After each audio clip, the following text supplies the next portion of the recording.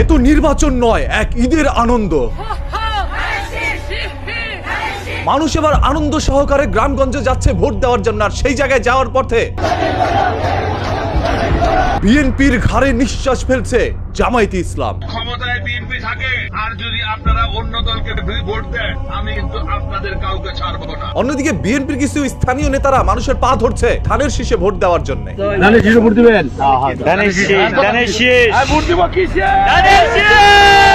শুধু তাই নয়, জামায়াতের এক প্রার্থী প্রকাশ্যে মানুষকে টাকা বিতরণ করে যাচ্ছিল। তাহলে ওই ব্যবস্থাটা করতে হবে, তাই না?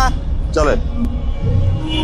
পরবর্তীতে সেই ব্যক্তি আবার বলল, আমি তাকে টাকা ভোটের জন্য দেই নেই, এমনিতেই দিয়েছি। এটা আবার ভিডিও করে দেখায় বললো না, আমি আবার ভোটের জন্য টাকা দিছি, তোদের র্যাকেটের জন্য দিছি। কিন্তু যখন বিএনপি এটা নিয়ে তোলপাড় সৃষ্টি করছিল, তখনই বিএনপির আরেক নেতা ঘরে ঢুকে প্রকাশ্যে একজন অসুস্থ মানুষকে টাকা দিয়ে ভোট চাইছিল।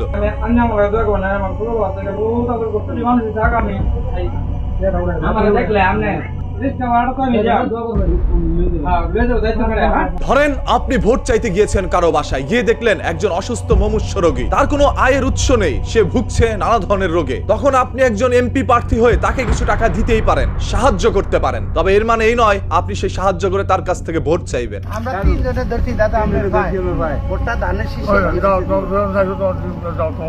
সব দিবেন তো। বাংলাদেশের ইতিহাসে কখনো মানুষ এত আনন্দ নিয়ে ভোট দিতে যায়নি। বাংলাদেশের প্রত্যেকটি মানুষ এখন প্রস্তুত তার যোগ্য প্রার্থীকে ভোট দেওয়ার জন্য। খেলা যে চলছে কোন লেভেলে,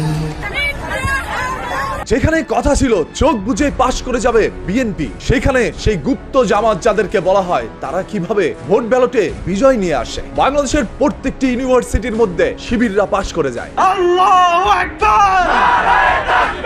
এগুলো দেখে কেন যেন আমার কাছে মনে হয়, এবার মনে হয় জামায়াতে ইসলামী এই দেশের সরকার হবে। বাকিটা 12 তারিখের অপেক্ষা।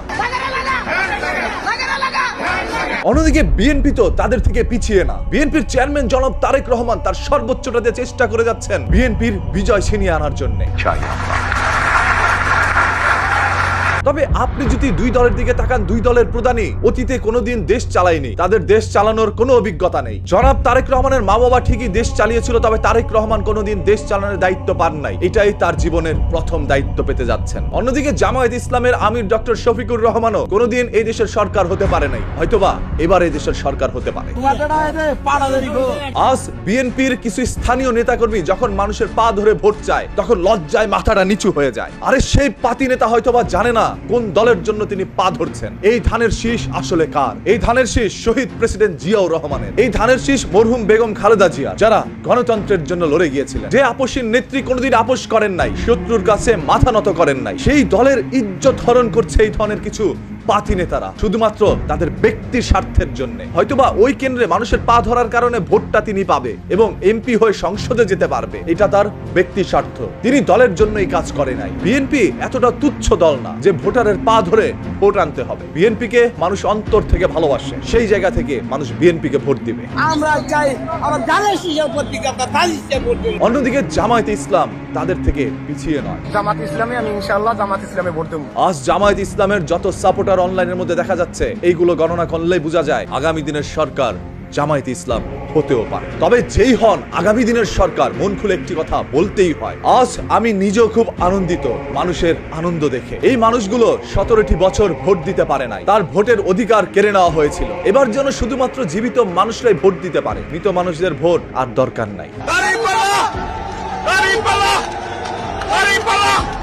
বাই দ্য ওয়ে, 12 তারিখ সারাদিন আপনার মন খুলে ভোট দিন, যাকে ইচ্ছা তাকে দিন। আইন শৃঙ্খলা বাহিনী তাদের সর্বোচ্চ চেষ্টা করবে শত্রুকে মোকাবেলা করার জন্য। একটি সুষ্ঠু সুন্দর নির্বাচন আশা করছি আমরা বাংলাদেশের নাগরিক হিসেবে।